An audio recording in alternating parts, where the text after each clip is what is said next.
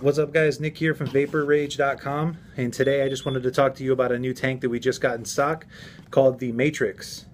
This thing's pretty badass. Sorry for the language, but it is what it is.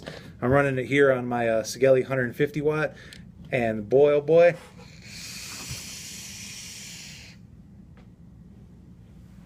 she makes some clouds. So we're going to open this up. I'm going to show you guys what's inside, how it works, a little bit why I like it compared to any of the other Claramizers that are out right now. And yeah, let's get down to it. So let's go ahead and open this box up. And inside, you're going to have the tank itself with the spare coil here. So we go ahead and pop this tank out, and I'll show you what makes this thing such a beast. First of all, it's a bottom coil just like any of the other newer Claramizers that are coming out here. You unscrew the tank piece and your coil sits right here on the bottom. If you unscrew the coil, it's a lot like the Atlantis coils or like, the newer coils that are coming out. If you see here, you got a pretty big slot for juice on each side.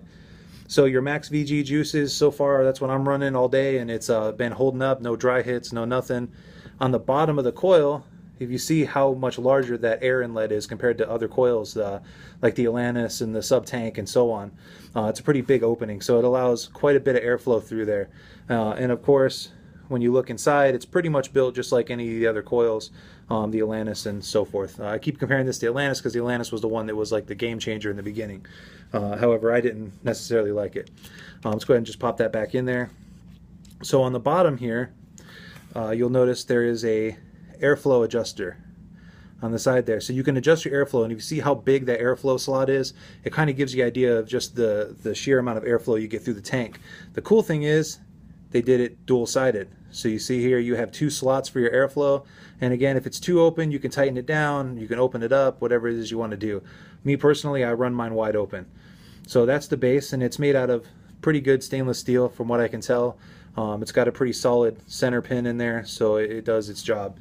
The tank itself is pretty large. I don't know what size it is to be exact because it doesn't say. Capacity 5 mils.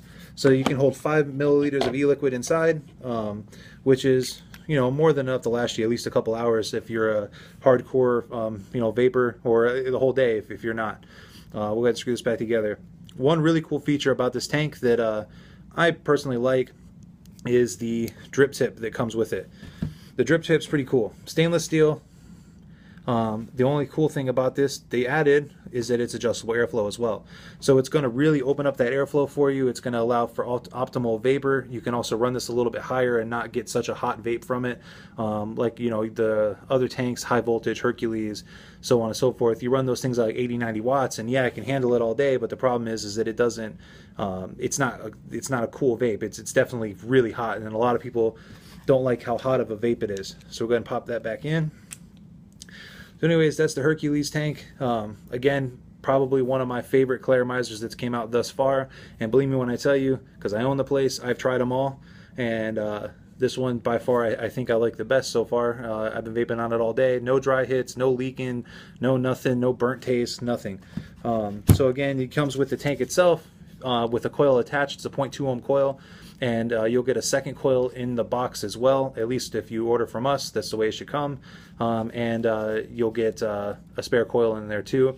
Both the coils are 0.2 ohms. So obviously you're probably going to want to run it a little bit higher in your wattage if you like a warmer vape. I vape this one at about 75 to 80 watts, give or take. And honestly, like I said, it's a good tank.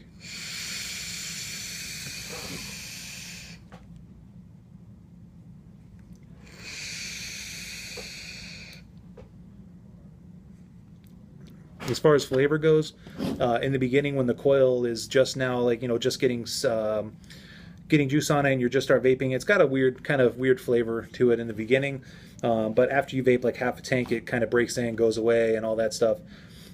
I would highly recommend soaking the coil before you fill up the tank and start vaping it, just to make sure that the cotton or whatever the kind of filler material that they're using is fully saturated, and you don't get any burnt taste right off the bat.